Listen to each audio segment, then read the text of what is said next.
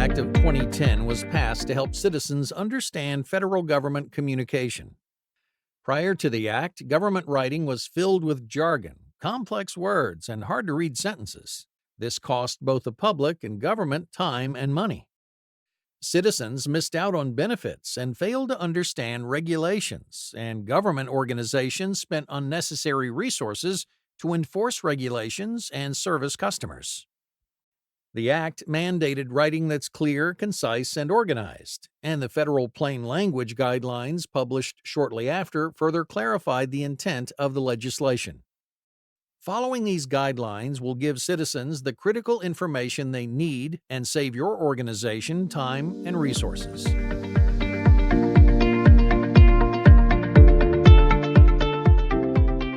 The Act defines the responsibilities for every federal agency. The head of every executive agency must designate a senior official to oversee the Act's implementation and continued adherence. Additionally, agency heads must communicate the Act's requirements to their workforce and train employees in plain writing. The head must also create a mechanism to ensure their agency meets the Act's requirements. Every organization must create a plain writing section of the agency's website accessible from the homepage. This section must explain the agency's implementation and compliance with the Act, and allow for public input on implementation, compliance, and reports related to the Act. Lastly, every agency must designate one or more points of contact to receive and respond to public input about the Act.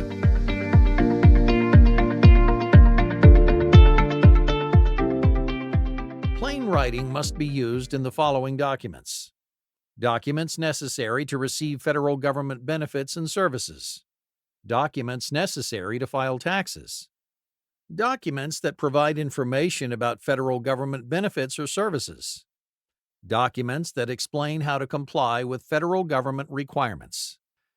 Plain writing is required whether these documents are in paper or electronic form, and whether they're a letter, form, notice, instruction, or publication.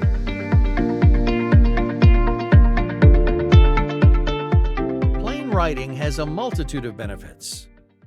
It's easier for the public to understand and then receive the benefits and services to which they're entitled. It promotes the rule of law by allowing the public to understand government rules and regulations and therefore comply with them. It promotes the efficiency of government administration, allowing agencies to better serve the public. It saves time and money by reducing the need for citizens to seek assistance from agency staff. It reduces the number of errors made on agency forms and the time needed to correct those errors.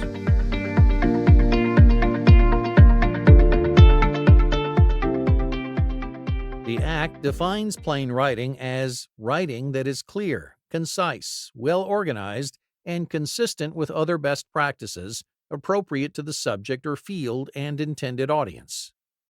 Plain writing avoids jargon, redundancy, ambiguity, and obscurity.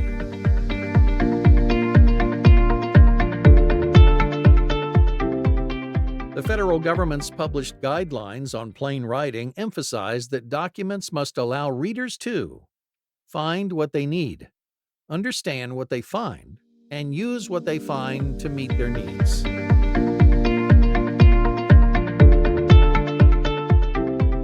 Write to the knowledge and expertise of your audience. If your audience is a group of well-educated executives, then documents should be written at their level. Study your readers by analyzing their questions, asking them directly what they're looking for, and using web metrics such as web queries. When your research is complete, ask yourself the following questions. Who is the audience? What does your audience know about the subject? What does the audience need to know? What questions will the audience ask? What's the best result for the agency, and how can I achieve this result? What's the best result for the audience, and how can I guide them to this result? Most people read government communications or visit government websites because they have a task that they need to complete. Find what your users are trying to accomplish and cater your communication to their needs.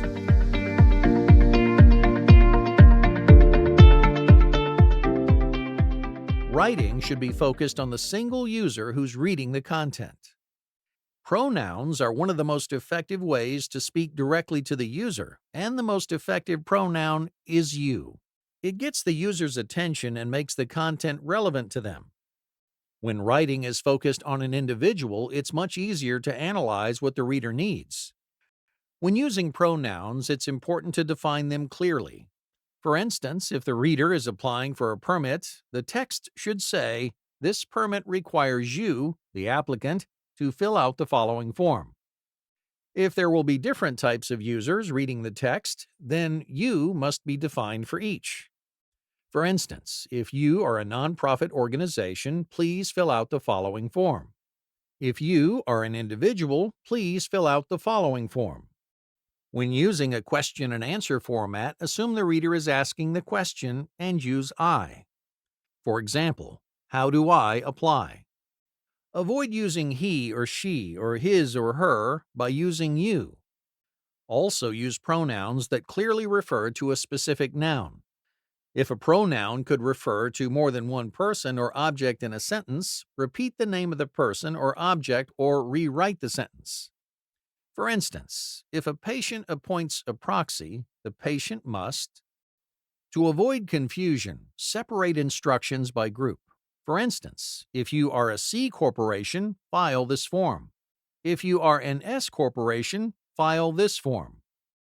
Avoid mixing information for multiple audiences in one document or one web page. This makes it more difficult for users to find information and follow regulations. Organize information by placing the most important information first, laying out information in a logical order, and placing the least important information at the bottom. Organize information so users can get their answers quickly. Start by thinking about the questions your users will likely have and then put the information in logical order. For long and complex documents, use a table of contents. Information that involves processes should be laid out in chronological order. Information will be easier to understand and regulations easier to follow. When information does not involve processes, general information that addresses most users' questions should go first, with more specialized information to follow.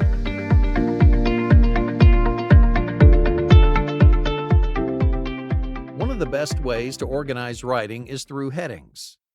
Headings should be clear, concise, and useful to the reader. Headings are especially critical on web pages and should be used liberally. There are three main types of headings. Questions. Commonly asked questions make great headings. Question and answer documents are easy to read and give readers the information they need quickly. Statements. Statement headings are specific and tell readers exactly what information is contained below. Topics. Topics are the least effective heading because they can be very general. When using topic headings, make them as specific as possible. An effective way to begin writing a document is with headings. The resulting document will be more organized. Using broad topic headings, combined with more specific subtopic headings, such as questions or statements, can add an extra level of organization to the document. Headings should be concise and descriptive. When headings are too long, they can overwhelm the information below them. Headings should also be shorter than the information that follows them. It's more important for headings to be clear than brief. Make sure headings are informative and not vague.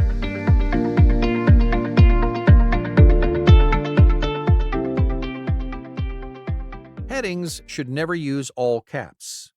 Heading text should be bold. Headings should be justified to the left margin. Triple space before headings and double space after headings.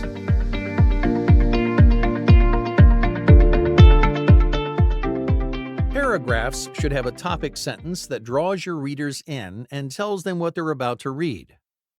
Informative topic sentences also help readers effectively skim a document to find the information they need and help you as the writer organize your content effectively.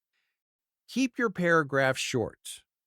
Short paragraphs that cover just one subject are easier to read and understand. Long paragraphs are intimidating to the eye and cause readers to skim and miss information. Most experts suggest paragraphs of no more than 150 words in 3 to 8 sentences. These short paragraphs create more white space, which makes writing easier on the eyes. Try to vary the length of your sentences and paragraphs so your writing flows and does not become choppy.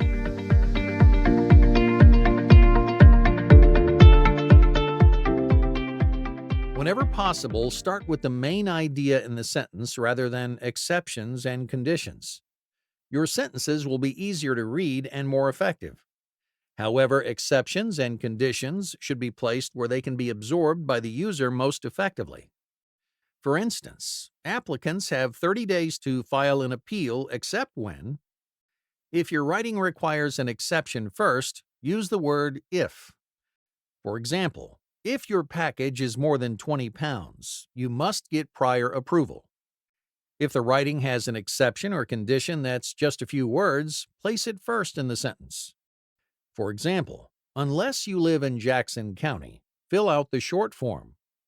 If the exception or condition is long and the main clause is short, place the main clause at the beginning of the sentence and the exception at the end. When there are several conditions or exceptions, use bullet points. Use if or a phrase such as under the following conditions for each exception. Use numbers or letters when there's a sequence to conditions or to designate items in a list when future reference or sequence is important. Avoid using an exception if you can by stating a rule or category directly. For instance, every driver 80 or older must take a driving test every 3 years. Use an exception if it avoids a long and cumbersome list or elaborate description. For instance, except in Franklin and Morrow counties, drivers must apply for benefits by May 1st, rather than listing all the counties that apply.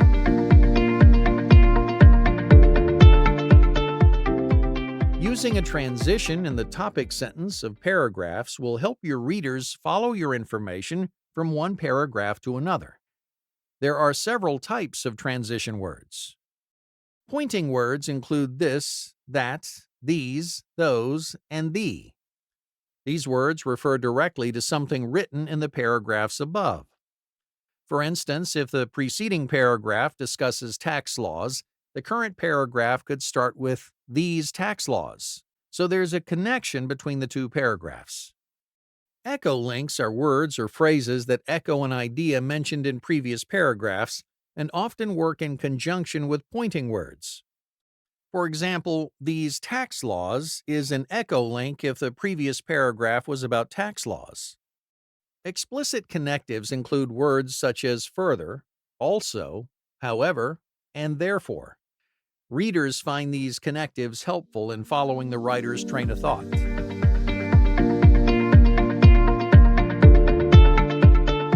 Lists make information clearer and easier to read by spacing information to make reading easier, allowing readers to skim information effectively, highlighting levels of importance, presenting items, conditions, and exceptions in an effective manner, identifying all steps in processes, providing clarity by numbering the chronological order of steps in a process. Use lists to highlight important information and not to highlight trivial matters not worthy of a list. Use a lead-in sentence to increase clarity. Lead-in sentences must form complete sentences with bullet points. If you use bullets, use solid, round, or square ones. Bullets are not the place to be overly creative. Large creative bullets with strange shapes tend to distract the reader and may not display properly on all devices.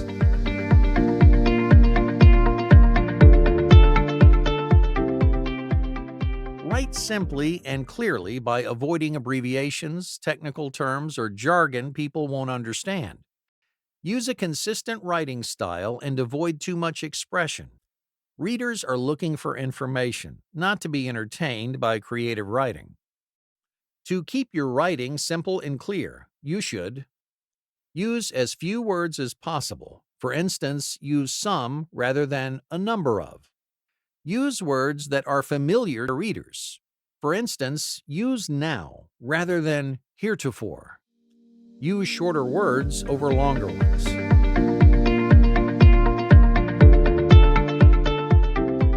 Hidden verbs are verbs that are converted into nouns. Hidden verbs make writing weak and unnecessarily long. You should use the strongest, most direct form of the verb possible. For example, write, "Citizens must submit applications online," rather than, "Citizens are responsible for the submission of applications online." Removing hidden verbs forces writers to rephrase sentences and remove wordy phrases and passive verbs. The resulting style is clear and concise, rather than wordy and long-winded.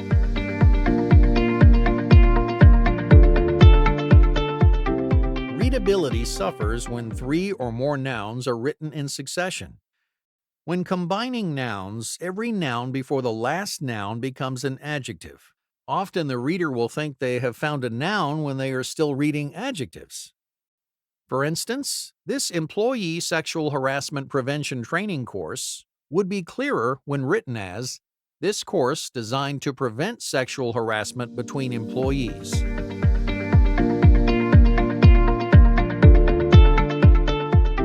Jargon is unnecessarily complicated language used to impress rather than to inform your audience. Special terms used as shorthand in a particular industry.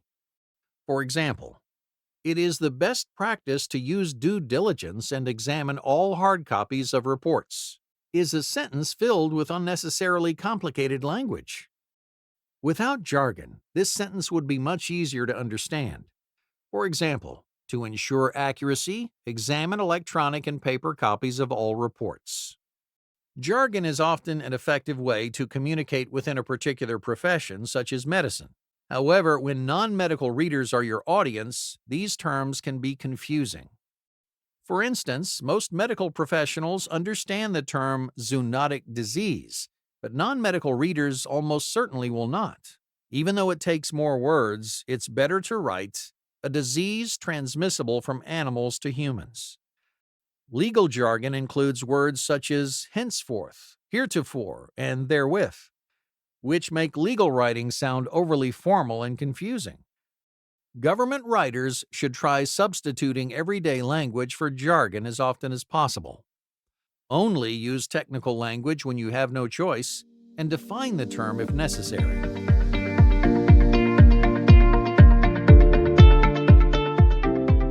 If an abbreviation is commonly known by your audience, then it may be used throughout a document. Examples include FAA, CIA, and FBI. If your writing is about a department with a less commonly known abbreviation, such as the ABMC, American Battle Monuments Commission, consider using a nickname such as the Commission throughout the document. In situations where there is no choice but to use an abbreviation, define it the first time it's used.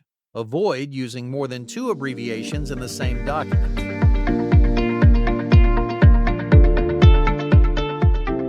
Avoid using definitions, and never define a word differently than its most commonly used definition. If possible, write the document to avoid a definition.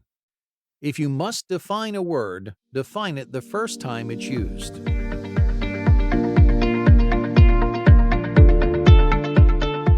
Avoid using synonyms in government writing.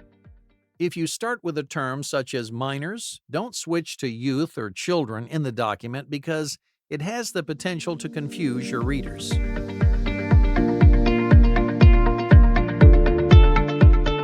When writing, look at the reader's perspective and don't waste their time.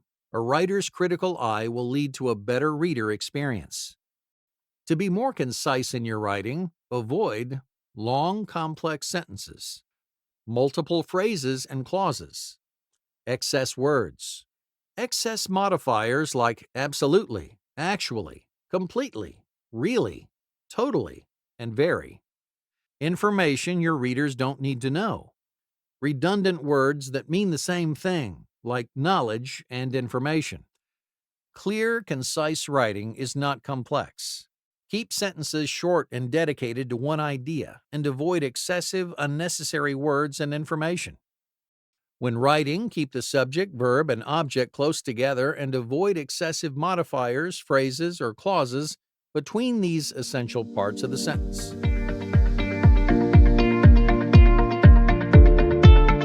Positive language is easier to understand and makes readers feel good about your organization. For instance, if you are unable to complete the application by the assigned date, has a completely different tone than if you fail to complete your application by the assigned date. Avoid using two negative words in one sentence. Not only will this change the meaning into a positive one, but it's also confusing and poor grammar.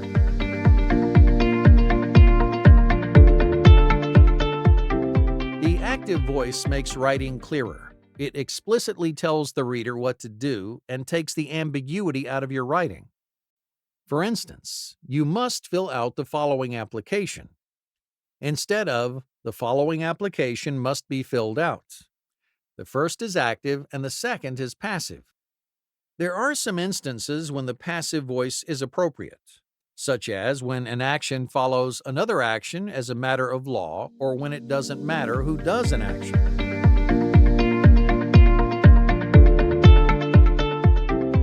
Present tense is the simplest and strongest form of a verb.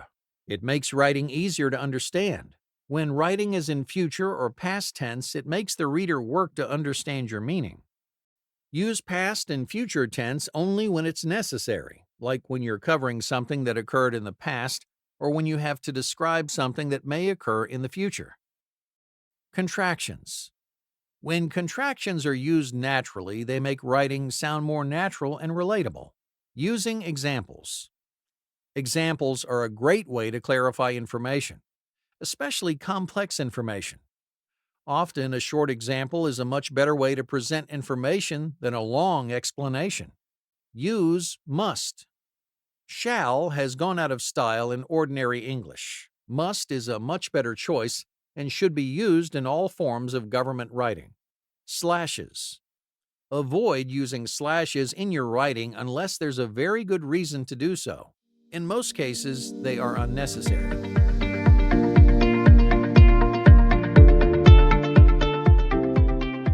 Government writing is designed to help people get information, apply for benefits, and comply with regulations. To accomplish this, writing needs to be designed for reading. Organization. Limit documents to 6 sections and approximately 2 sections per printed page. Add useful headings to help readers scan and find the information they need. Use lists to outline steps in the document, create white space, and break up the text. Avoid lists with multiple levels of information. Use tables to make complex topics understandable. Use visuals when they help illustrate information. Write short sentences, short paragraphs, and short sections to break up information and make it easier to understand. Typography. Use ragged right margins and don't center or justify your text. Set space between lines to 2 points larger than the regular type size. Use a serif font. Never mix fonts. Never use more than 3 typefaces. Emphasis and styling. Use simple text formatting when emphasizing a concept. Use bold for emphasis. Never use underlining for emphasis. Readers will think it's a hyperlink. Use italics for citations of laws, and use borders and shading to improve the readability of graphs, charts, and tables. Check your work. The appearance of the document should have eye appeal. The final result should not be visually confusing. Check for odd shapes that develop out of formatting that you may have unintentionally created.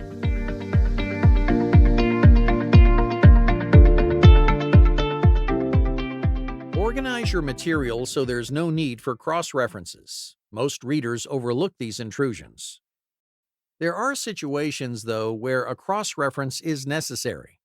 If the cross-reference is brief, simply repeat the material.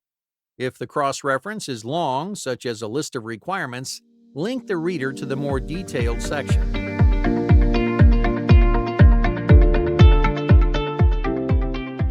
information on the web differently than they read standard documents or books. On average, people read about 18% of what is written on a web page. Web readers start with the information on the upper left of the page and read headings and the first couple of words in each sentence. The longer the content, the less your visitors will read. If possible, limit your words per page to 110. This will get the read percentage to as high as 50%.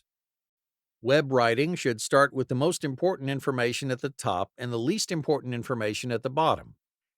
Keep paragraphs short and use logical and informative headlines. Eliminate any unnecessary information. Web content should only contain the important information your readers need to know.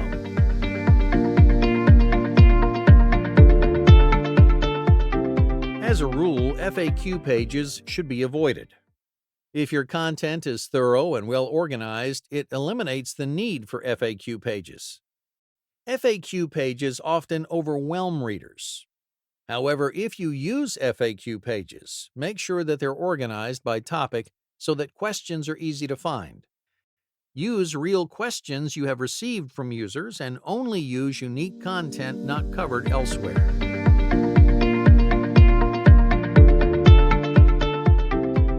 Web links are used for both content and navigation.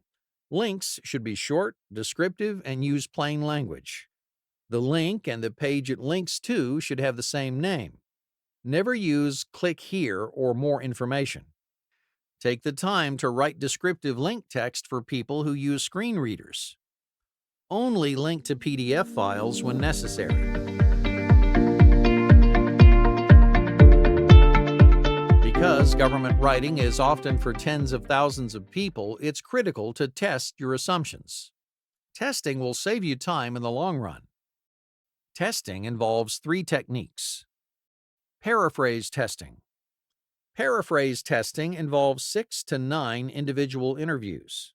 It's best for short documents, short web pages, and to test the questions on a survey. Avoid yes or no answers by using open-ended questions that require longer, more detailed answers. Paraphrase testing will show what a reader thinks your writing means and test if readers are interpreting the message as intended. Usability testing. To conduct a usability test, find 3 individuals who will use your website or document to find and learn information. Usability testing is best for forms and for longer documents and websites where finding the right information is important. Controlled comparative studies. Controlled comparative studies, often called A/B testing or split testing, are large-scale studies that are best done after paraphrase and usability tests have been completed. Test websites by setting new versions and old versions to run for the same set period of time. Test documents by sending the new document to an equal set of users. Compare results to see which version is more effective. These tests, best done near the end of the process, will give you quantitative data on how well the public uses your content.